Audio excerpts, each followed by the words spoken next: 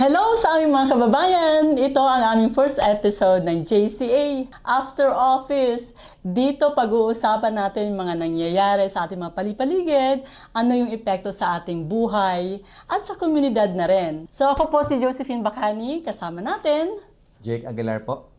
Explain lang natin ng konti so bakit JCA After Office. Yes po. Yun po, parang naisipan namin na gumawa ng programa para ma-share sa inyo yung mga lighter moments, sabihin natin gano'n.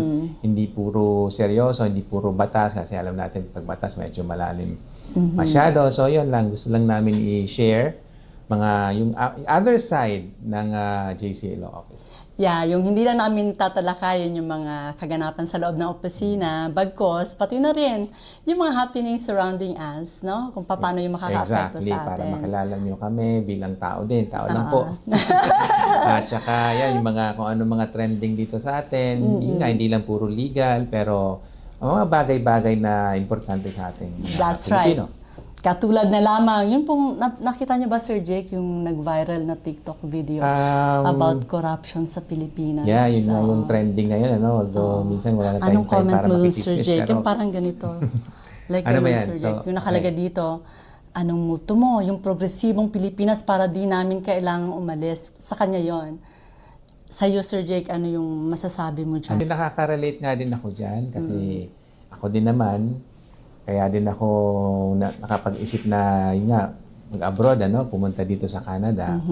Kasi nakita ko din sa Pilipinas, may marami ding pagkukulang. Alam natin masaya doon, di ba? Pilipinas, nga, it's fun more fun in the Philippines. Sabi ko, totoo naman din, every time na umuwi tayo, di ba, masaya tayo doon. Pero marami pa rin pagkukulang. Yan nga, isa na yan, corruption. Totoo yan. Mga flooding, yan na, balitang-balita ngayon dahil marami na namang lugar sa Pilipinas ang binaha. So, bata pa ako, andyan na yung bahay. Intindihan natin, Pilipinas, maraming laging binabagyo, di ba? Andyan na yan Pero, sana naman meron tayong mga nagawang paraan. Over the years, kahit paano, na-minimize man lang sana natin yung mga nakakapagtapka na hanggang ngayon, wala pa rin solusyon sa mga problemang yan. Yun na nga Oo, mula nung kabataan kami. Kabataan ko pa. Nag-aaral pala ako, yan ang problema. Tuwing tag-ulan, naiipit ka sa baha, wala kang masakyan kasi yung mga sasakyan, hindi naman sila submarine, di ba? Wala sila madaanan. Totoo. Despite sinasabi ng mga gobyerno, for example, na ay may proyekto para dyan, para maitigil yan, ganyan. Pero parang walang solusyon at epekto. Yun na nga may proyekto pero on paper lang. Yun naman pala yun. So, nasaan yung budget? Yung parang yun gano'n. Na nga. So hanggang ngayon, it's the same problem din. I don't know kung andito na tayo sa Canada. Ano bang maitutulong natin kahit pa paano, di ba? So, yun nga, kahit wala na tayo doon, interesado pa rin tayo siyempre sa mga and affected din sa tayo kasi may mga pamilya din tayo na naiwan pa doon. Nakikita natin, pinagdadaanan pa rin nila yung taon-taon, yung pagbabaha. Pero yung mga panahong kabataan nyo, Sir Jake, feeling ko may mga corruption na. Isa sa pinakamalaking problema natin doon sa ating bansa, no? Na-experience nyo ba yung ganong problema? Oo. Kumbaga nga, dati, nung bata ako, hindi ako makapaniwala na may ganong garapalang korasyon. Paano nila, di ba? paano nangyayari yung mga ganon? May nakita ako dati dun sa amin na pagkaganda-ganda naman ng kalsada. Tapos, bubungkalin. Tapos, maghihintay ng... Wala namang nagtatrabaho. Nakabungkal lang. Totoo.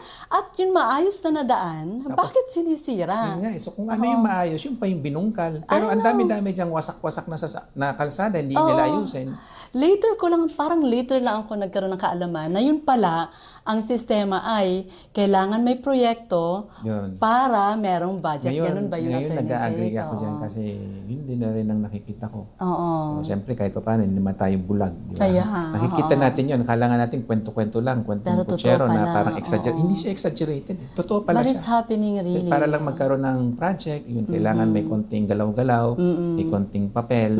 Pero ang purpose pala nun para lang magka-pera yung bulsa ng mga hati-hati mga nasa posisyon. Totoo yun. Yung mga nandun sa posisyon, na baka hati-hati pen sila, Sir Jake, para may kickback ang tawag nila Yun na nga, kaya nga, kickback, pwede yung name drop. SOP, kaya nga SOP. Standard talaga siya. Like standard.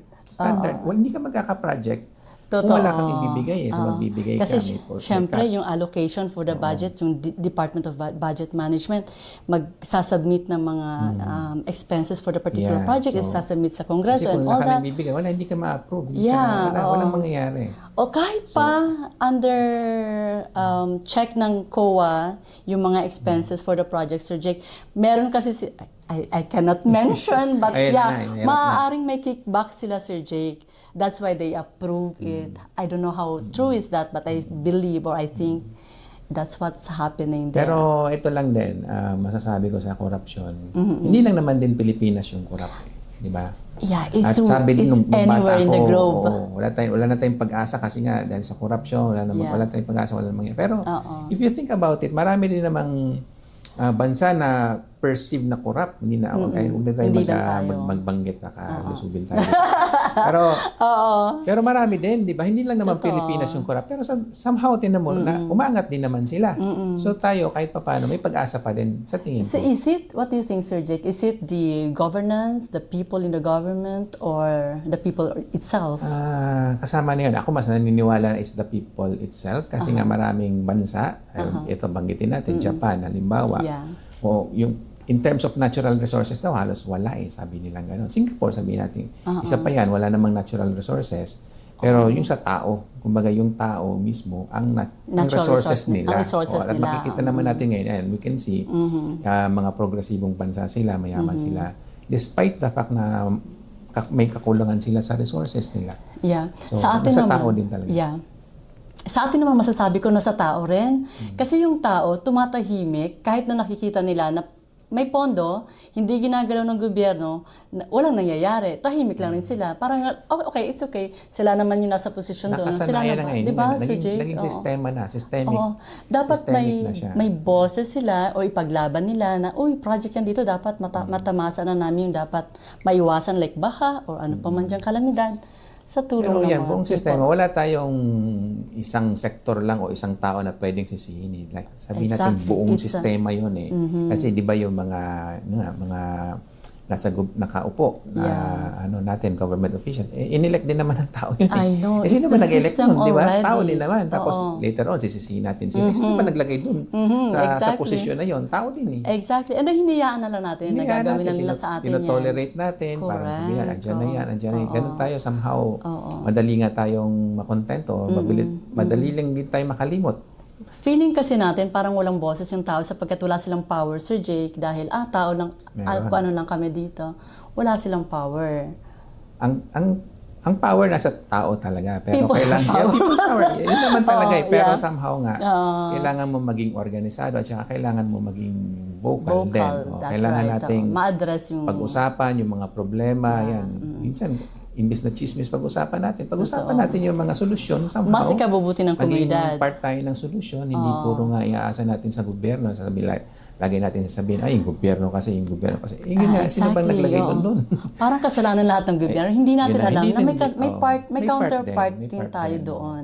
Na dapat bino-voice out natin what's the problem here. Nandyan yung public sector, yung private sector. Tsaka yung ordinaryong tao din. Marami din tayong pwedeng gawin somehow. Natin itong mga issue about corruption. Pagka naririnig mo ang corruption, ano ba yung nafe-feel mo? Tingin ko somehow, parang natural tendency din kasi ng tao yun to be selfish somehow, di ba? Kaya tao nagiging corrupt. Tsaka yun nga, hindi naman siya yung sakit lang ng Pilipinas Hindi lang Pilipino yung ganun halos lahat din ng bansa at some point, at least ito yung paniniwala ko, dumaan din sa mga ganong stage. Sabihin natin na yung mga tao medyo corrupt, hindi pa sila masyadong hindi nila pa masyadong iniisip yung kabutihan ng buong bayan ba. Pero tingin ko at some point darating din tayo dun. May pag-asa naman kahit paano nakikita natin na gumaganda naman din kahit paano yung ekonomiya, at least on paper, nakita natin yung growth rate ng Pilipinas medyo mataas-taas din compared sa ibang bansa. Pero we have a long way to go. Kumbaga kasi talaga nagsimula tayo sa mababa Nasa ngayon middle income pa lang din yung category natin. Kailangan pataasin natin yung sa tinatawag na high income na country. Yeah, ako rin darating din tayo doon at some point, hopefully. Pag naririnig ko rin yung corruption immediately yun agad ang country na iisip ko Pagka ba, Sir Jake, hindi corruption ang issue sa Pilipinas, maaari bang hindi ka na umalis or nag-venture ka pa din? Magandang tanong yun. Pero, yun nga, para sa akin, it's not the corruption itself. Hindi yun yung main issue. Pero yung dati, ang concern ko yung wala nang katapusan na like kudita, mga ganon, tsaka revolution, yung dalawang revolution tayo. EDSA 1, EDSA 2, yung mga ganon. Tapos, yun nga, mga kudita. So, syempre nakakapagpababa ng confidence kung ikaw ay investor, di ba?